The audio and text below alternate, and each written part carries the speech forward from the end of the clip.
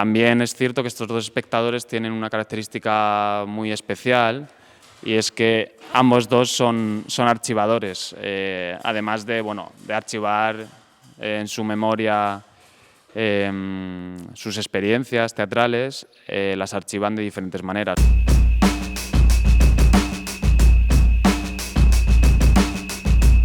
Bueno, este trabajo con espectadores nos preguntábamos que quién o quiénes son esos espectadores, ¿no? También, bueno, esta idea de arqueología, ¿no?, que comenta Néstor, también es una arqueología como muy situada en un contexto muy concreto y que al final abarca lo que abarcan nuestras memorias y la de estos espectadores y otros espectadores que después sí que nos han compartido sus memorias, ¿no? Los primeros espectadores a quienes decidimos llamar son Rafa Ridaura y José Julián, que son dos espectadores valencianos muy conocidos, básicamente porque bueno, van a verlo todo o prácticamente todo, son coleccionistas del teatro. Siguiendo por ahí, por esta línea, en un principio empezamos a trabajar con Rafa y José Julián. En un momento dado, también a partir de, digamos, de recopilar o de afinar un poquito qué tipo de memorias nos interesaban más, ¿no? Por qué tipo de eventos referían o cómo hablaban del propio hecho de ir al teatro o del dispositivo. También empezamos a afinar como unas preguntas, ¿no? Como para ya poder hasta cierto punto dirigirnos hacia cierto tipo de memorias y no otras, ¿no? O sea, ahí hay una criba, hay una selección.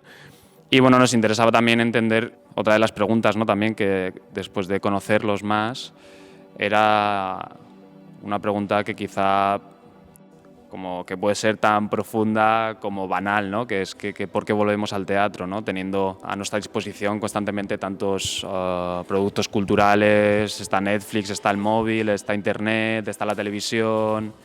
Bueno, tenemos como 1000 dispositivos a nuestro alcance que podemos seleccionar dónde visualizar, en qué lugar, en qué momento.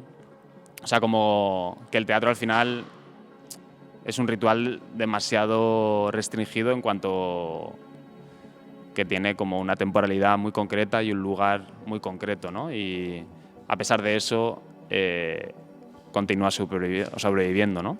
También empezamos a contactar clubs de espectadores, por ejemplo en la Nau Ivanov o aquí en Spa Inestable, a preguntar a amigas y amigos, a recibir memorias por WhatsApp, por audio, por cualquier tipo de medios.